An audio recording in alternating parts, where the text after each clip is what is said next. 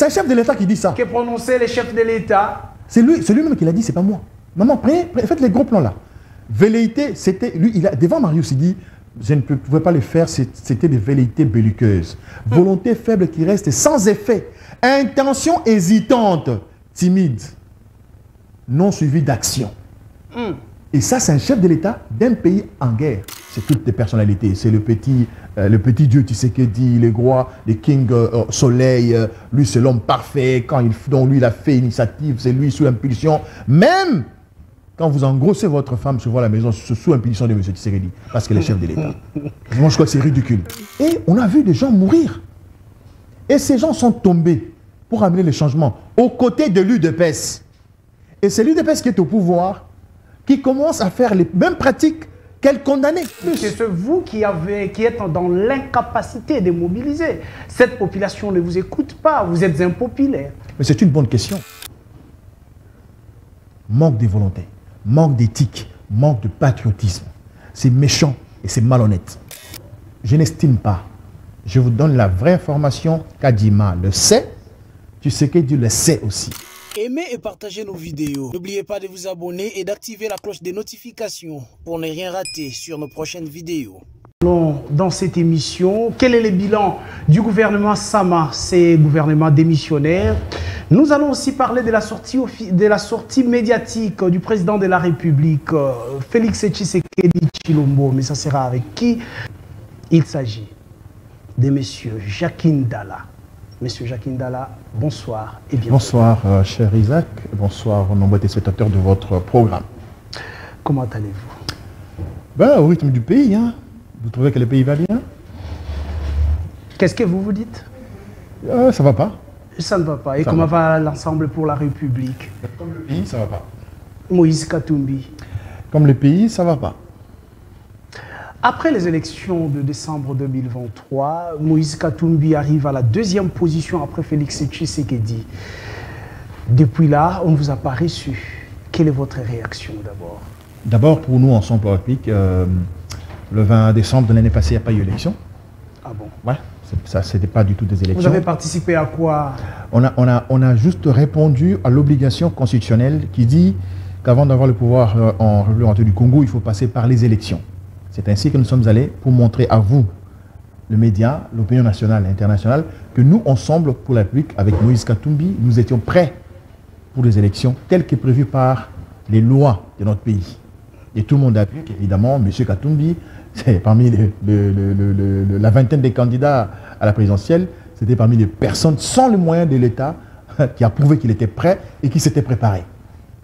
Et vous avez vu qu'au-delà de tout, c'est au fait la CENI qui nous vantait ici être prête, qui ne l'était pas du tout.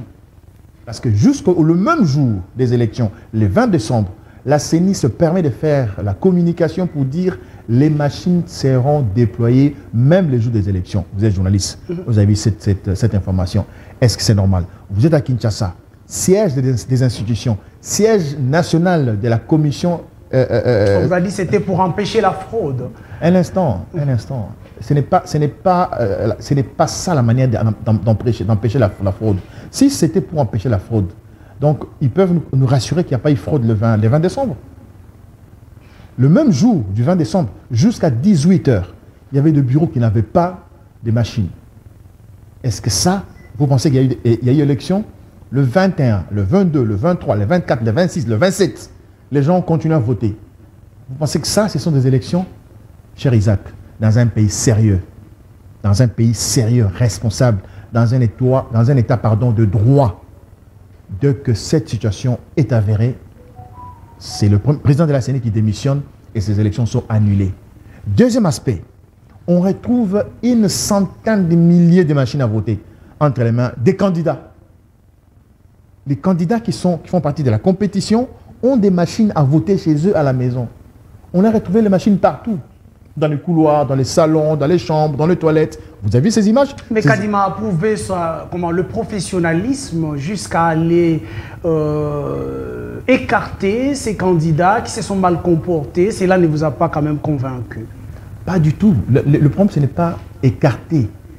Le problème, c'est évidemment reconnaître qu'il y a eu cet aspect des choses et chercher à savoir qu'est-ce qui s'est passé réellement? Vous savez, on en parle parce qu'on est Congolais. Vous habitez Kinshasa, je suis à Kinshasa, il y a des gens qui sont dans certaines villes de notre pays, il y en a qui sont dans certains villages qui suivront cette émission. Mais on est là, costume, cravate, vous êtes beau, voilà, on parle du pays. Mais il y a des gens qui souffrent dans ce pays, qui attendent un jour un changement, et les changements qui n'arrivent pas, par la mauvaise volonté de ceux qui nous dirigent. Vous pensez vraiment, sérieusement, que vous, si vous êtes un homme intègre, rempli d'éthique et de déontologie, si vous voyez ces genres d'événements qui se sont déroulés le 20 décembre, vous pouvez voir que c'était des élections? Ok, il y avait 82 disqualifiés. On nous a promis une seconde liste. Elle est arrivée. Vous êtes journaliste, peut-être que moi je ne l'ai pas vu. On nous a promis une seconde liste. Cette liste est-elle arrivée? Qu'est-ce qu'on attend pour qu'elle arrive? Manque de volonté, manque d'éthique, manque de patriotisme. C'est méchant et c'est malhonnête. Lorsque vous parlez de ces simulacres d'élections selon vous, vous estimez que Moïse Katumbi était le candidat favori qui devait arriver à la première place pour quel ancrage au niveau national? D'abord, je n'estime pas. Je vous donne la vraie information. Kadima le sait. Tu sais que Dieu le sait aussi. Que le 20 décembre, à 18 h, quand on fermait le bureau de vote, c'est Katumbi qui était élu président avec 57%. Avec précision. J'ai dit 57%. D'ailleurs, c'est la raison pour laquelle ils ont ajouté les 20%, pour que même si on allait au niveau des débats, dit mais 20% c'est quand même assez. Dites-moi, qu'est-ce que la loi électorale dit? La loi électorale dit que les élections se passent en un seul jour pendant 11 heures. Premier aspect. Deuxième aspect, les élections se passent au même moment à travers le pays. Même les provinces qui sont au niveau de, comment on appelle ça encore, où il y a une heure d'avance. Si à Kinshasa on commence à 6 heures, et il commence à 7 heures. Pendant 11 heures, on arrête tout. Ça, c'est la loi. Cette même loi dit, la CENI ferme les bureaux de vote. Quand le dernier électeur passe, la CENI ferme les bureaux de vote. On passe au comptage manuel. C'est ce qui a été fait, nous avons vu. S'il vous plaît, je peux terminer. Les témoins et même ceux qui travaillaient dans des bureaux de vote comptaient même à la main et notaient même sur des tableaux. J'étais candidat. C'était un peu partout. J'étais candidat. Dès qu'on ferme les bureaux de vote, la loi dit on commence les comptages manuels. Après les comptages manuels finis, on fait les constats. On remet à chaque témoin le PV.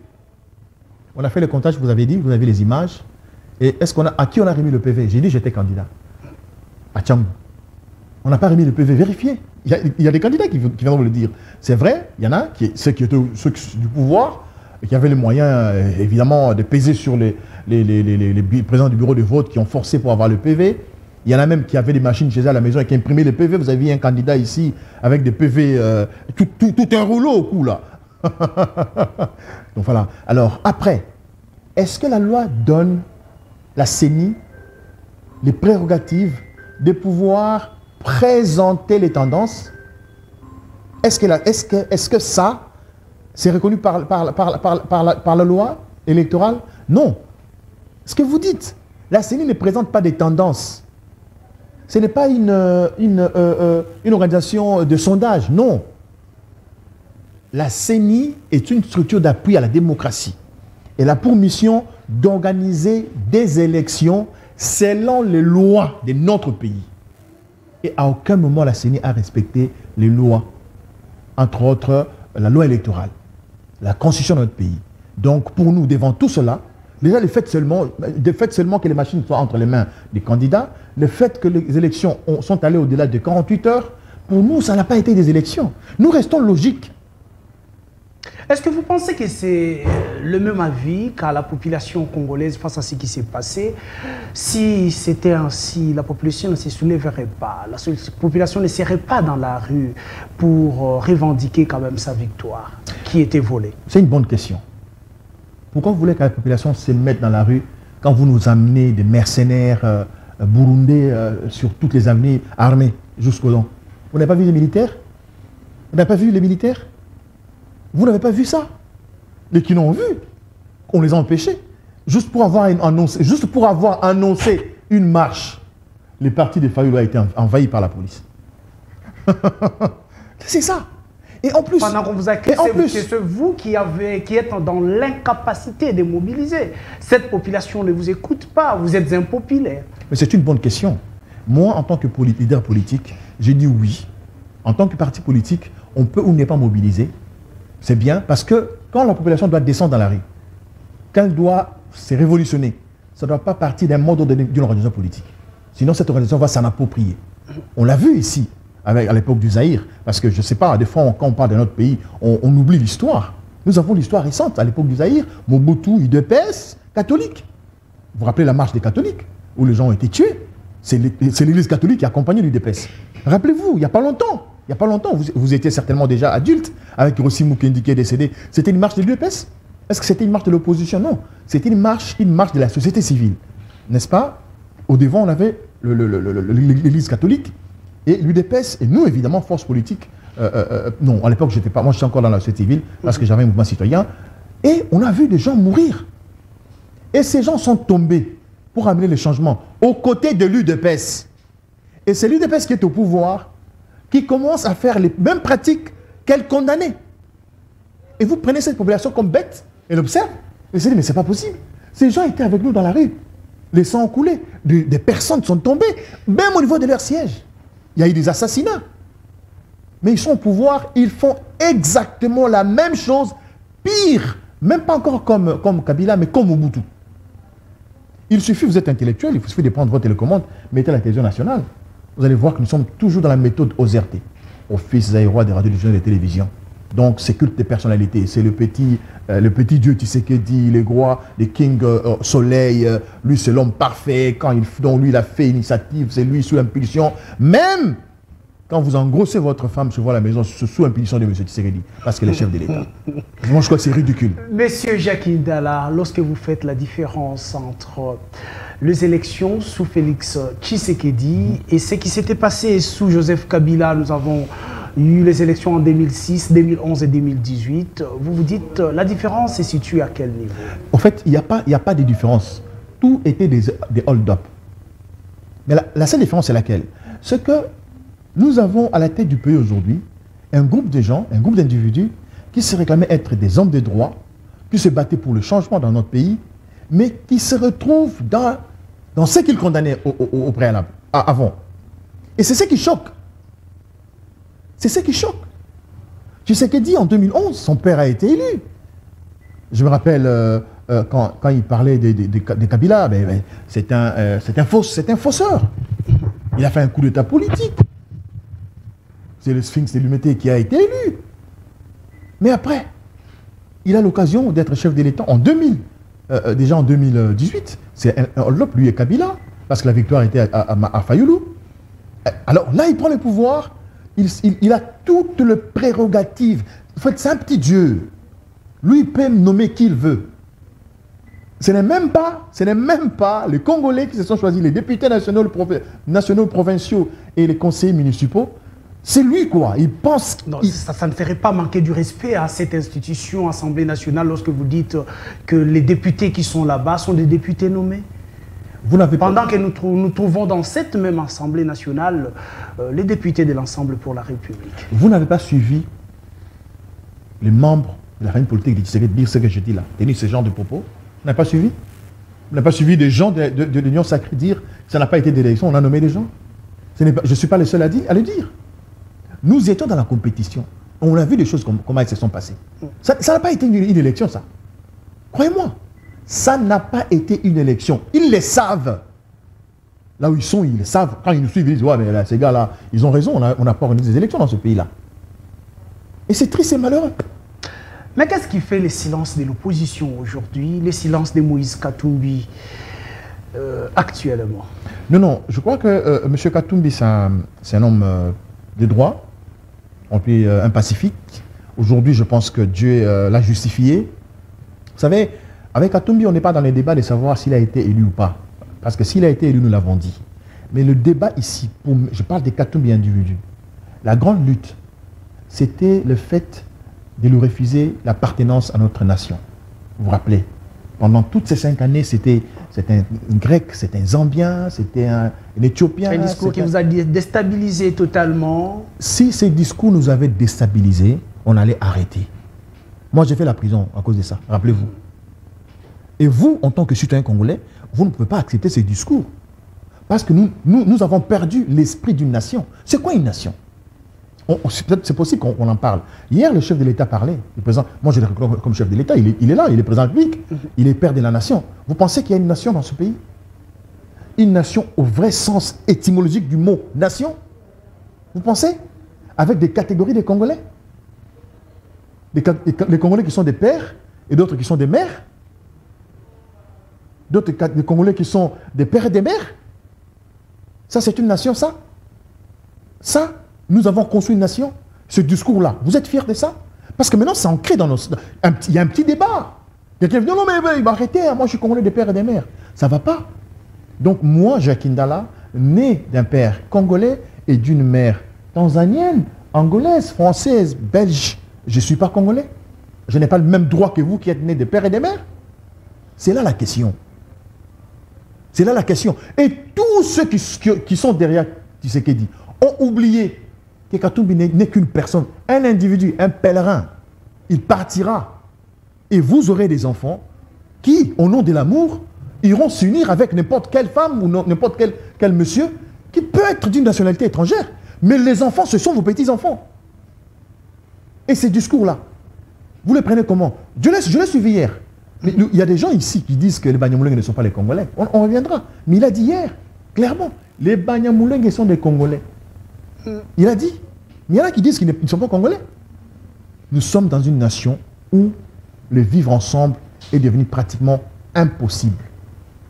Il suffit d'avoir un long nez. Ah, c'est un Rwandais. Il suffit d'avoir une peau blanche de père et de mère. Et ça, c'est dangereux. C'est dangereux. Rentrons maintenant à ma question. Le silence de Moïse Katumbi, est-ce que ce n'est pas un silence coupable? Est-ce que ce n'est pas parce que la population n'a pas totalement adhéré à ce qu'il a proposé? Qu'est-ce qui fait ces silences? D'abord, il n'est pas silencieux. Deuxièmement, il n'a rien proposé. Okay. Ouais. S'il était resté silencieux, on n'allait pas se retrouver au Katanga, Lubumbashi, pour les concertations après les élections. Okay. On s'est retrouvés, on a discuté autour des sujets, de l'actualité, des élections, on a levé l'option. On a dit, nous restons dans l'opposition républicaine de combat. Les députés qui ont été élus, qu'ils aillent siéger, parce qu'il faut dire qu'il y a des gens qui sont déplacés pour mettre les bulletins dans l'urne, pour eux. C'est par respect à la population. Évidemment, par respect à ces électeurs-là. Vous avez un sac avec 1000 $. Quelqu'un passe, il vous l'arrache.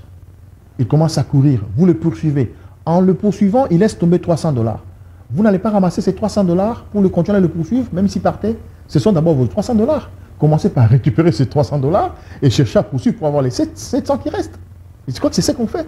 Et il a dit, le président Katumbi, lors des assises, il a dit, même dans le ténèbre le plus sombre, dès qu'il se présente une petite lueur de lumière, il faut la saisir. Il faut en profiter. Et c'est ce que nous faisons. C'est ce que vous faites, pardon.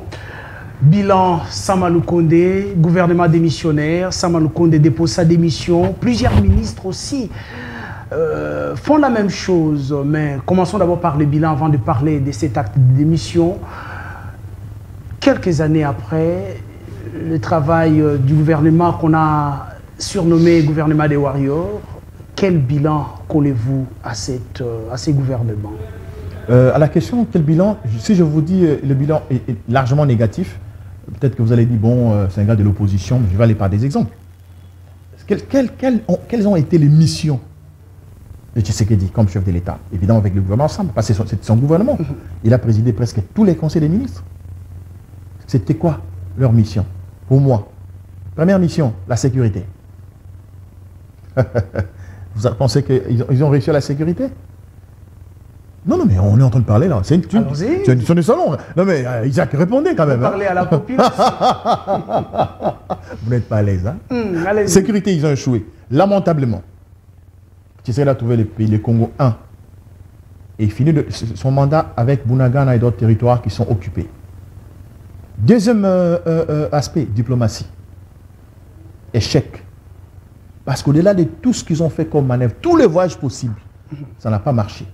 Le Congo est resté un pays isolé, même s'ils parlent des diplomaties, comment ils disent? Agissantes. Dans quel sens? Est-ce qu'on peut agir dans les sens négatifs comme dans les sens positifs? Mais moi, je crois que c'était négatif. Le social. Le social. Vous êtes avec moi? Il a trouvé les dollars à combien? Il est à combien aujourd'hui? L'économie. L'économie, il a trouvé un budget de moins de 800 milliards de dollars. Aujourd'hui, nous sommes à 16 milliards. C'est quand même à applaudir. Avec quel impact sur la vie des Congolais? Quand on parle du budget, c'est son impact sur le quotidien. Quel impact? Quel impact ce budget, même s'il était de 100 milliards, quel impact négatif? La justice. Ça, ce n'est même pas moi qui l'ai dit, c'est lui-même. Il n'existe pas de justice. Dans quel domaine il a réussi? On a vu une justice qui n'a pas eu peur des ministres, qui n'a pas eu peur du directeur de cabinet et autres. Est-ce que ce n'est pas une justice à féliciter sous Samalou Condé? Avec quel aboutissement? Vous parlez d'une justice spectaculaire. On vient, moi j'ai été enlevé chez moi à la maison. Je suis un citoyen congolais. On vient, on me prend un dimanche chez moi, on m'emmène au service des renseignements. Et le lendemain, je suis dans la prison de Makala. Pour avoir fait quoi? Vous appelez justice? Pourquoi vous voulez défendre la justice pendant que lui-même sait, il a dit hier, lors de sa sortie médiatique, qu'il n'y a pas de justice? Il a dit. Et puis il le répète plusieurs fois. C'est un aveu d'échec. Vous voulez que moi je commente ça à sa place? J'ai dit non, il a échoué. J'ai répondu clairement à votre question avec évidemment des énumérations, des situations. Ce gouvernement qui a échoué selon vous dépose sa démission, Samalou Condé dépose, va chez les chefs de l'État pour déposer sa démission. Le chef de l'État dit, vu la situation actuelle du pays, je n'accepte pas votre démission. Vous devez assurer encore les affaires courantes. Votre réaction, M. Jacques Ndala? Vous savez Isaac, nous sommes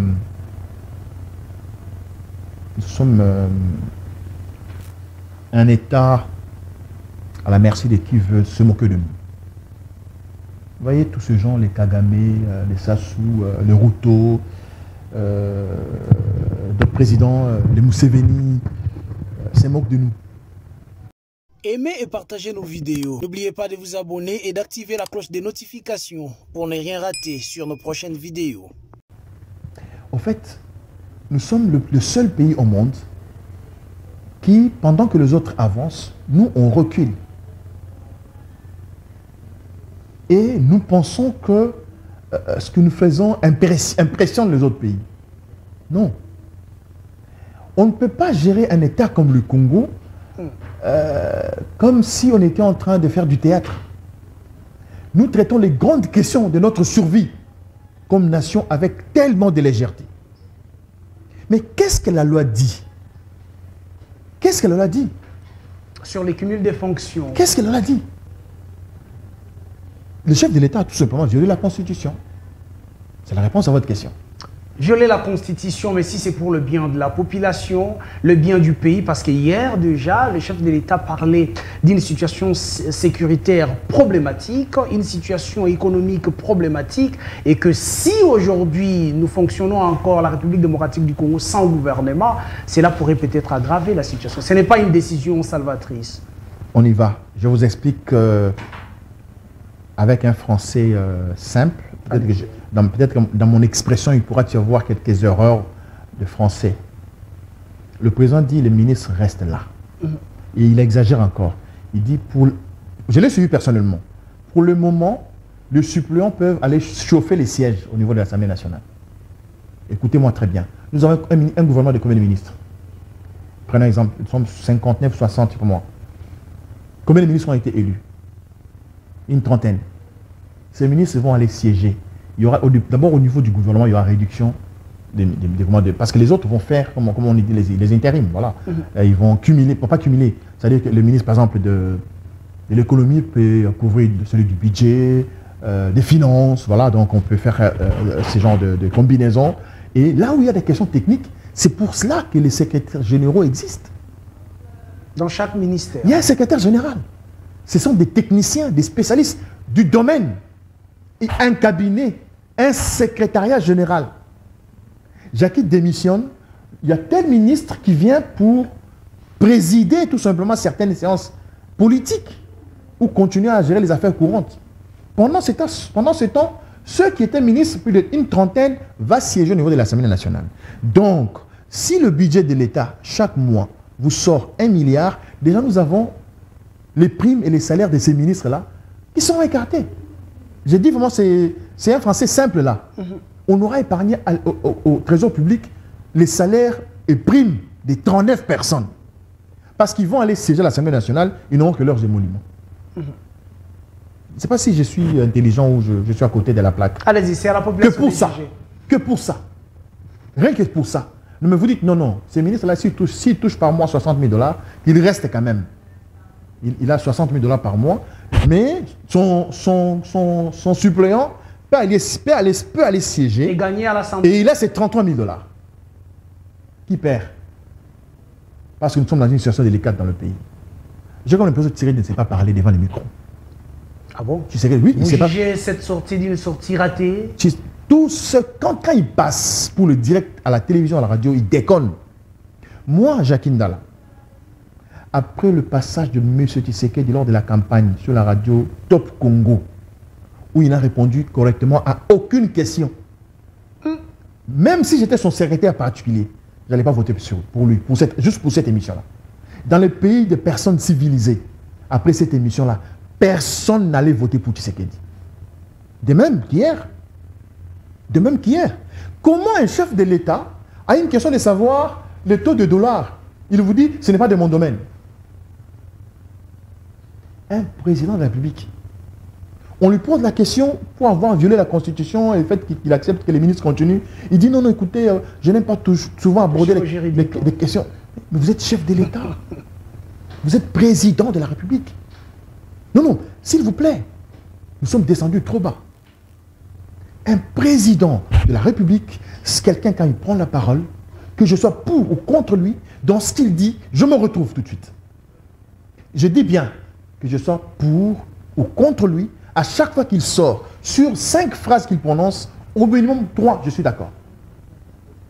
Regardez la question de la sécurité. Comment il a répondu? La question sur les... Je salue Marius Munga. La moindre escarmouche. Regardez sa réponse. Vous êtes fier d'avoir ce monsieur comme président, vous? Mais attendez, vous êtes fier? Parlons de cette non, sortie. Vous êtes fier? Parlons de cette sortie. Je suis désolé. C'est à la population de répondre si la population est fière ou pas. Parlons de cette sortie médiatique du président de la République où il parle de la sécurité à l'est de la République démocratique du Congo. Le président de la République, Félix Tshisekedi, dit ne pas négocier avec le M23. Est-ce que ce n'est pas une position responsable, M. Jacques Ndala? Ça ne vous rend pas fier d'avoir un président de la République qui dit qu'il ne négociera pas avec les ennemis du peuple? Non, la question ne se situe pas sur le fait qu'il va négocier ou pas avec le M23. La question se situe au niveau de ses responsabilités à sécuriser nos frontières. Ses responsabilités comme commandant suprême des armées. Isaac, j'allais dire par là Lingala. Allez-y, vous êtes libre. Non, je dois dire ça en français. Lingala, je vais expliquer. Un chef de l'État d'un pays comme le nôtre, l'État, nous sommes un pays, un État, avec les prérogatives d'un État moderne. Nous avons des institutions politiques, nous avons l'armée, la sécurité. Dans la sécurité, on trouve les services de renseignement, on trouve la police. Nous sommes en période de guerre. Lui-même, le chef de l'État, à aucun moment, il a déclaré que nous étions en guerre contre le Rwanda. À aucun moment. Si vous avez la vidéo, vous me la montrez.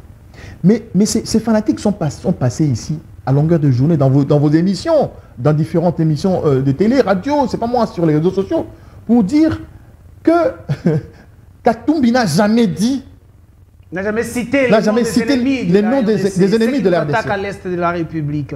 C'était faux. Katumbi l'a dit plusieurs fois, et d'ailleurs dans des médias les plus puissants du monde, TV5, France 24, RFI, il a dit. Mais Tshisekedi, chef de l'État, commandant suprême des armées, il utilise des tournures. Dites-moi, comment vous dites qu'on est agressé par les Rwandais à travers les M23? Comment vous dites ça? Dites que nous sommes, les Rwandais nous font la guerre. Quand vous dites que les M23 c'est une coquille vide, ce n'est rien, ce sont des marionnettes, ce sont des... Il a utilisé des termes là parce que les Français ils parlent bien. Mais dites carrément, il n'y a pas de M23. Nous sommes en guerre contre le Rwanda. Lisez sur mes lèvres. À la moindre escarmouche. À la moindre escarmouche. Hier, s'il était honnête, il allait tout simplement dire aux Congolais, écoutez, chers compatriotes, c'était un discours propagandiste. Mais il vous a dit qu'il n'est pas capable aujourd'hui d'appliquer ce qu'il avait dit à la moindre escarmouche parce que la situation actuelle avec des négociations au niveau de la SADC, de la sous-région, empêche un tout petit peu. À la question de l'escarmouche, vous avez suivi? Il faut mettre l'extrait, que les gens suivent, si vous êtes capable de le faire. Le chef de l'État dit, c'était pour moi de velléités belliqueuses. Vous savez ce que ça veut dire, velléité belliqueuse? Le chef d'un président de la République, il dit c'était des velléités belliqueuses. On va chercher dans les dictionnaires. Parce que moi, ouais, prenez votre téléphone. Allez-y. On va sur Google. Définition. Velléité belliqueuse. Définition. Velléité belliqueuse. Là, vous allez voir. Lisez. À haute voix, si c'est possible, si vous me permettez. Allons-y. C'est pas moi, c'est Google. C'est français. Définition, velléité, dictionnaire, cordial, oh là là. Volonté faible qui reste sans effet. Merci. Et vous pensez que c'était une volonté faible, sans effet? C'est un chef de l'État qui dit ça. Que prononçaient les chefs de l'État. C'est lui-même qui l'a dit, c'est pas moi. Maman, faites les gros plans là. Velléité, c'était lui, devant Marius, il dit, je ne pouvais pas le faire, c'était des velléités belliqueuses. Volonté faible qui reste sans effet. Intention hésitante, timide, non suivie d'action. Et ça, c'est un chef de l'État d'un pays en guerre. Et on aime ces pays. Isaac? Mais Félix Tshisekedi vous dit clairement que lui, c'est d'abord la paix. Il ne peut pas penser à la guerre avant de penser négociation, avant de penser paix. Il est né dans cette école de la paix. Et pourquoi avoir dit à la moindre escarmouche? Pire encore, Tshisekedi dit au stade des martyrs. Tokoyi ça la commande guerre à partir à Goma à Kokota Zamba, à Sakana Fachi Benton Te Mokengel Yabana Congo. Où est partie cette parole? Aujourd'hui, elle est partie où? Tu vois Kagame là, il se moque de nous. Ah bon? Ouais. Il se moque de nous en français, ça ne se sent pas bien. Les gens ne comprennent pas. J'ai envie de dire, il nourrit. Alors c'est Kabiso. Ça ne se dit pas il nourrit, mais dans l'ingala, ça dit, place Kagame a fait un tabac, c'est K. Hier, il était. Peut-être s'il prenait le champagne ou un peu de chivas, il a pris hier. Si c'était Jacques Ndala, si c'était l'ensemble pour la République, dans la situation actuelle de notre pays, que ferez-vous? D'abord, nous avons perdu 5 ans de discours inutiles. Nous avons perdu 5 ans d'accusations, de traîtrise, d'infiltration, tout ça, tout ça. La question des guerres se règle par la force. Vous préparez votre armée. Madame, messieurs, le Congo, c'est plus de 100 millions d'habitants. On ne peut pas manquer une armée de 20 millions de personnes, de 200 000 personnes. Même 500 000 éléments. Mais c'est cette armée que Tshisekedi restructure. Ah, il est encore en train On essaie encore de recruter les jeunes. On donne encore espoir aux jeunes Congolais qu'ils peuvent intégrer l'armée congolaise sous Tshisekedi. Isaac, vous êtes formidable. C'est cette armée que Tshisekedi restructure. C'est cette armée qu'il est en train de recruter, de former. Alors, quand vous êtes en train de recruter, de former, de restructurer, vous n'allez pas dans les discours d'insulter l'autre en le menaçant. Restez humble, restez discret. Ne dites pas que vous avez des drones chinois. Ne le dites pas. Ne dites pas on va faire la guerre contre le Rwanda. Ne le dites pas.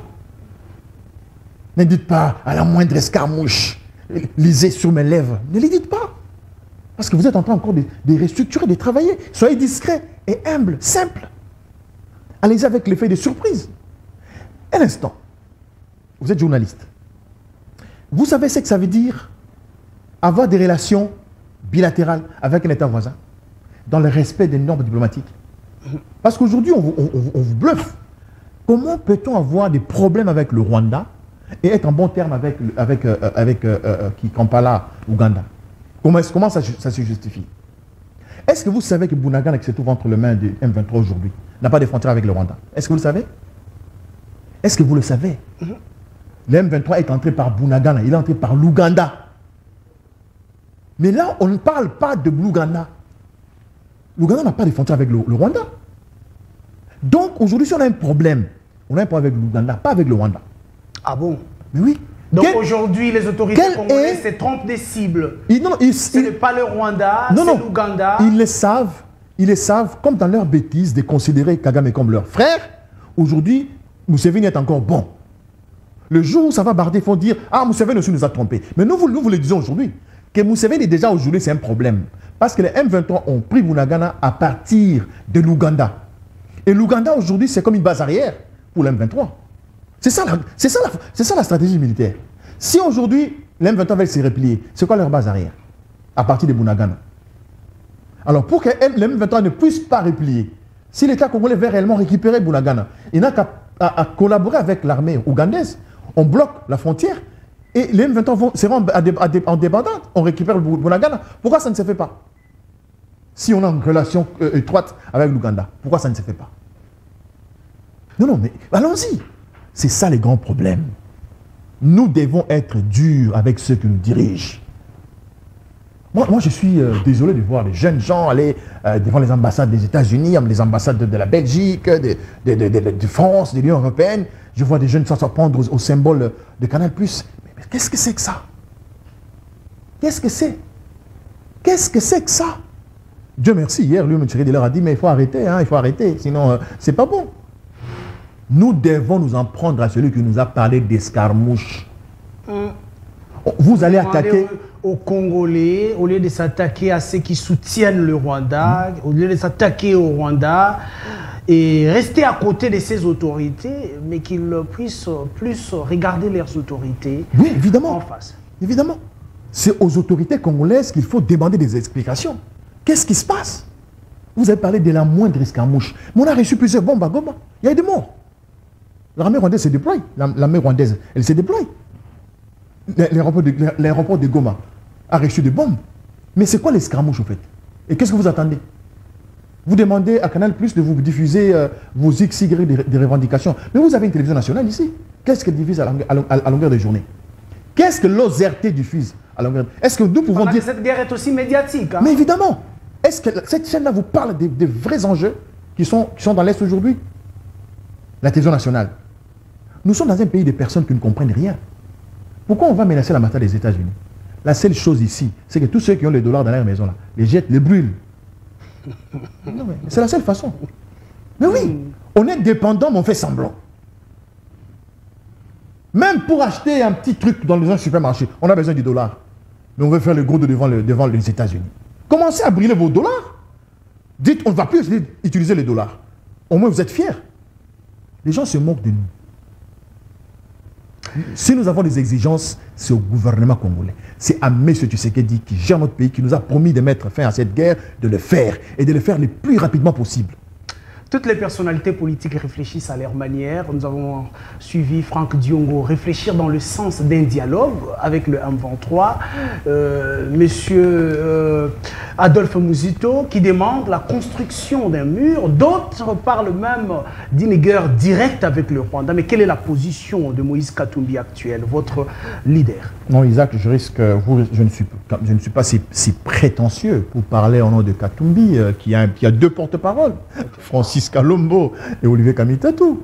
Hein? Encore moins, je ne peux pas engager le parti ensemble. Donc il y a, mais il y a quand même une vision générale du parti sur la gestion de la République démocratique du Congo. J'en arrive. Votre question a une réponse claire. Katumbi a dit lors de la campagne, s'il avait l'opportunité de diriger ce pays, cette guerre, dans 6 mois. Vous ne l'avez pas suivi? Vous ne l'avez pas suivi pendant la campagne? Dans 6 mois, sans pour autant parler des possibilités, sans pour autant parler de moyens qu'il faudra mettre en œuvre ou utiliser. Bas la terre, Isaac. Dans toutes les guerres du monde, dans tous les conflits, même quand vous levez l'option d'aller au dialogue, vous devez être en position de force. Okay. Si vous êtes en position de faiblesse, vous n'aurez pas gain de cause. Je crois que les gens le savent. Tshisekedi accepte aujourd'hui d'aller au dialogue avec parce qu'il ne dit pas les M23 directement à Kagame. Il est en position de force. Est-ce qu'il a position des forces? Vous avez dit, Moïse te dit qu'on mette carrément un mur. D'accord. Alors, pendant ce temps, Boudangane reste au-delà du mur ou dans le mur?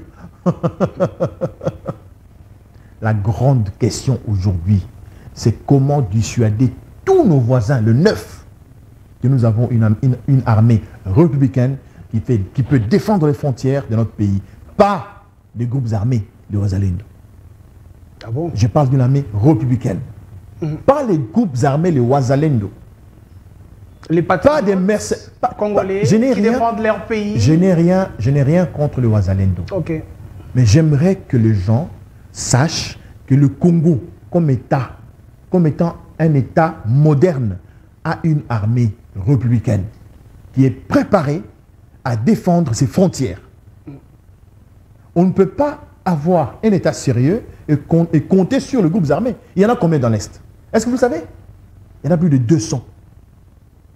Je peux vous citer rapidement 3 ou 4. Les Codeco, les Mai X, Mai Y, Mai Z.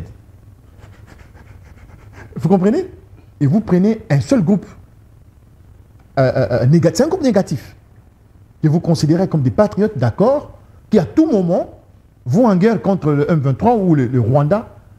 Et votre armée, elle est où? Parce que vous êtes un État. Elle est où l'armée? Où sont les forces spéciales? Les services de renseignement? Si ce sont les Wazalendo qui vont au front, ok? Comme force, la force Wazalendo, elle collabore avec quel service de renseignement? Daner, la DENIAP? Ces gens-là se moquent de nous.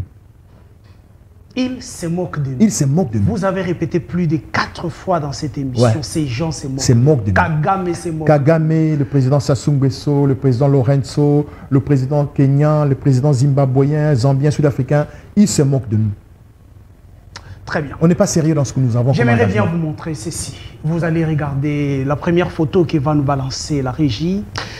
Réal Pams, la première photo. Vous avez là un homme politique congolais. Vous le connaissez, vous connaissez son nom, Martin Fayulu. J'aimerais bien que vous puissiez coller un qualificatif à cet homme politique. Vous lui dites quoi? Quel est le qualificatif qui va avec cet homme politique? Percutant. Un seul? Percutant. Un seul. Percutant. Deuxième photo, Réal Pams. La deuxième photo. Voilà, on nous donne là le président de la République, Félix Tshisekedi Tshilombo. S'il faut coller un qualificatif à monsieur Félix Tshisekedi. On va vous couper les signaux. Ah bon? Ouais. Il faut passer à une autre photo. Ah, vous n'êtes pas prêt Je ne veux pas à coller un qualificatif. Sinon, demain, on m'arrête. Demain, on m'arrête. Demain, on vous arrête. Ouais, je suis désolé. On vous épargne. Troisième photo, Montréal. Katumbi Chapwe. Un qualificatif à cet homme politique et homme d'affaires congolais. Un seul qualificatif.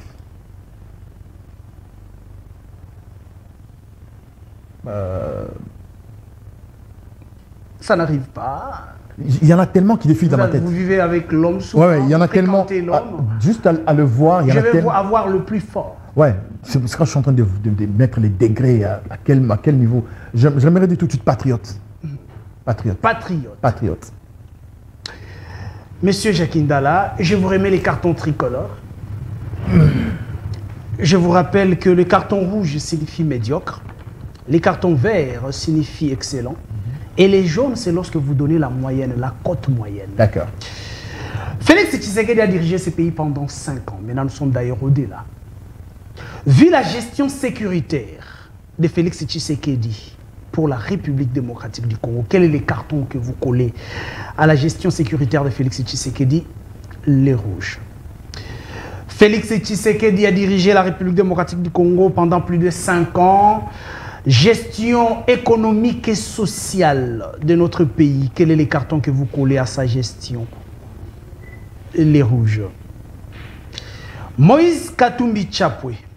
Pendant la campagne électorale, on dit que c'était un discours qui vous avait déstabilisé, de père et de mère. Par rapport à ceux qui ont cru à ces discours, quel est le carton que vous leur collez? À ceux qui ont cru. Ceux qui ont cru à ces discours qu'il fallait voter de père et de mère. Les jaunes, c'est la moyenne. Moïse Katumbi Chapwe a dirigé la province du Katanga, le Grand Katanga. Par rapport à son bilan,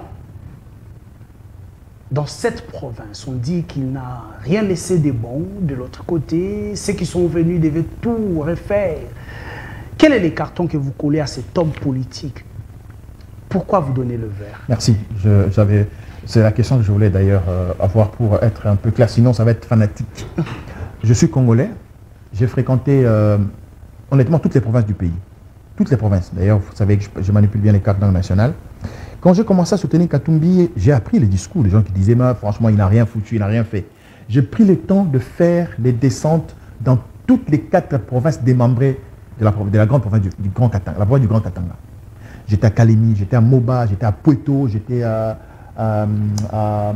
Malembankoulou, j'étais à Likasi, j'étais à Lubumbashi, j'étais partout pour voir qu'est-ce que monsieur a fait et qu'est-ce qu'il n'a pas fait. Mais je peux vous dire, je crois que ce qui témoigne, c'est la mobilisation de la population quand Katumbi arrive dans tous les coins et recoins du Katanga. Regardez les images. C'est l'expression de quelqu'un qui a laissé une belle image de lui, de sa gestion de la chose publique. Katumbi incarne l'espoir des populations qui ont été avec lui comme gouverneur à l'époque, qui pensent qu'aujourd'hui, si Katumbi avait pris la reine de ce pays, on allait avoir un pays extraordinaire. On dit qu'il était dans tout, il a même éliminé certaines entreprises de l'État pour jeter dans des entreprises, soutenir des entreprises privées qui pouvaient lui donner des dollars et ce qu'il a aujourd'hui. C'est un discours, j'allais dire, fanatique, monté de toutes pièces pour salir son image. Vous êtes intellectuel, vous êtes journaliste. Un gouverneur peut détruire une entreprise publique de l'État. À quel niveau? À quel moment et pourquoi? Pour favoriser le privé. C'est-à-dire qu'il est le président public. Je suis gouverneur, vous êtes chef de l'État, je détruis une entreprise publique et vous me laissez les faire. C'est ça la grande question. La toute dernière question, comment répondez-vous à ceux qui disent que Moïse Katumbi est plus homme d'affaires comme politique? Qu'il est à l'aise dans les affaires, chercher l'argent. Non mais évidemment, je crois que... La politique n'est pas son monde. C'est un peu comme moi. Il n'y a pas de profession politique. Il y a des carrières politiques. Moi, j'ai fait ma profession de journaliste. Engagé, je travaillais, j'avais un salaire, j'avais des primes, j'avais des ordres d'émission, j'allais à une mission de service. J'ai travaillé, c'était ma profession. Et je viens en politique comme sacerdoce pour servir les autres, ma nation, ma patrie. Moïse Katumbi, oui, c'est un homme, un éminent politique congolais, un businessman. Tout ce qu'il touche, tout ce que Moïse touche, ça devient de l'or. C'est ça la différence, évidemment, entre Katumbi et Tshisekedi. Ah bon? Oui. Tshisekedi n'a pas une profession, il n'a pas une profession, il n'a pas fait une carrière. Quelle carrière il a fait? Quelle profession? Il peut le dire tous les jours ici. Lui est politique. Et le Congo, ça doit faire plus de 63 ans. On n'a connu que 2 leaderships. C'est pourquoi d'ailleurs ça ne marche pas. On a connu un leadership, enfin, 3 ou 2 leaderships. Leadership de la Révolution, avec les pères de l'indépendance, qui réclamaient à tout prix, même avec les yeux fermés, que les Belges partent, qu'ils nous laissent la terre de nos ancêtres. Lumumba Kassavu. Nous avons le leadership militaire, le coup d'État, avec Mobutu, qui arrive en 65. Le même leadership de Mobutu en 65, nous l'avons en 1997 avec Mzee Kabila AFDL, coup d'État militaire. Et c'est le même système qui amène Joseph Kabila, général d'armée, à l'époque, quand il prend le pouvoir. Et en 2018, c'est un leadership politique de Tshisekedi, un politique qui arrive. Et pourtant, on ne sait pas faire les diagnostics du Congo aujourd'hui. Parce que le Congo aujourd'hui est considéré comme un pays, comme une entreprise en faillite, dans le business, dans le showbiz. Le Congo est une entreprise, mais en faillite. Dans le monde de banque, c'est une banque en banqueroute. Mais pour qu'une banque en banqueroute, pour qu'une entreprise en faillite reprenne souffle, qu'est-ce qu'il faut? Il ne faut pas un politique, il faut un manager, il faut un businessman. Et vous pensez qu'aujourd'hui la République a besoin de Katumbi? La République du Congo a urgemment besoin d'un leadership de Katumbi. Pas Katumbi comme personne, ok? Katumbi comme idéal, comme pensée.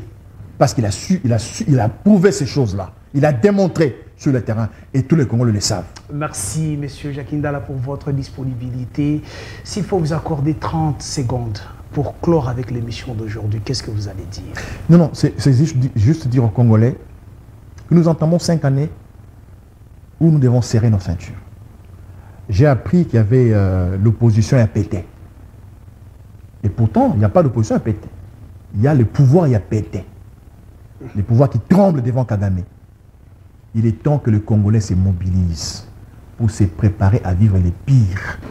Parce qu'avec cette guerre-là, si on va négocier avec Kagame, c'est fini, nous sommes au pied de Kigali.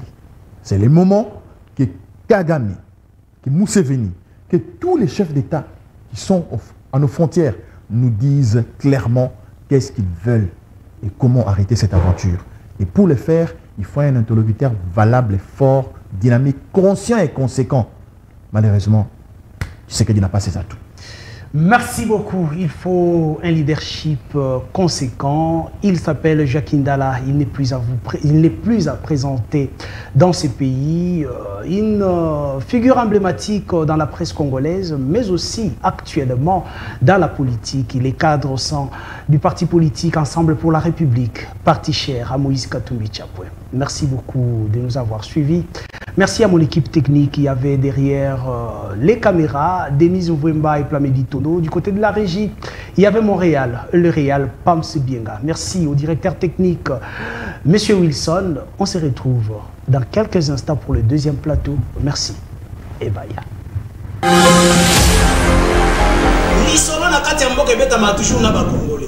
Isaac Moutombo, j'aime bien t'appeler journaliste intelligent. Tina Beni, Tina Kolwezi, l'émission est suivie, en tout cas, félicitations. Nakanisi était, Yozali l'issue à peuple. Au ministre soit armé, au ministre pas institution et à pays. Je vous dis la vérité. Même les lobes à cause de la fandi, à ce moment café, il sache bien que le café on était après demain. Nauti ko sambe la nzambe, nauti église. Akoko c'est la mutuma kamote. La terre a avalé le sang des innocents dans ce pays. Vous avez dilapidé le compte du trésor Bobini Simbongo et à l'État avec autant de légèreté. C'est pas interpellé au pays. Il y a quand même preuve.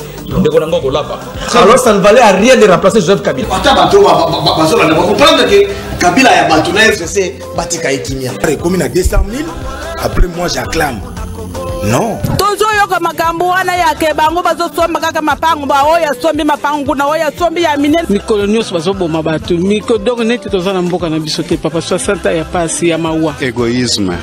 Ils ont travaillé pour eux-mêmes, pour leur famille, mais ils n'ont pas travaillé pour le pays. Navengi bino na liberté comme on a ngai Alexis. Tovengi bino na commune ya Matete.